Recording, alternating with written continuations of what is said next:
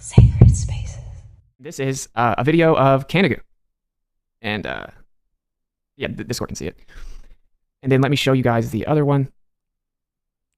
So from 1,000 feet up, you can see the Canigou Mountains from 163 miles away. According to the globe Earth, there should be 10,000 feet of curvature, so almost 2 miles of vertical physical obstruction blocking these mountains. And of course, the mountains are 9,000 or so feet.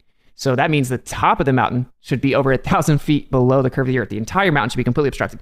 If you don't know, you can go to a specific location twice a year, once in September, once in February, and you can reliably see this observation because we know that's when the sun sets behind the mountains, creating the silhouette that we see here.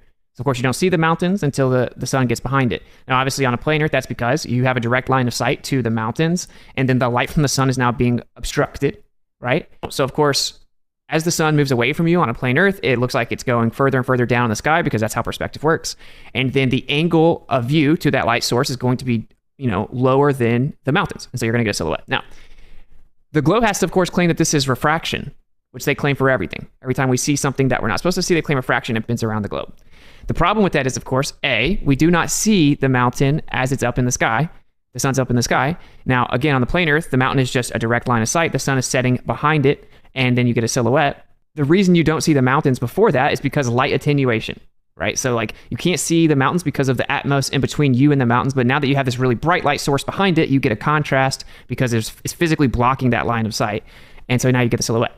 The globe model, of course, would also have to say the same thing, that the reason you don't see the mountains is because of light attenuation. So that's the first easy to understand concept that would refute the claim that these mountains are being physically lifted up and are being refracted. Second, of course, and what I would have assumed would have been very obvious, is that the mountains, if they're lifted up, that means that the mountains are actually below the curve of the Earth, behind the curve of the Earth.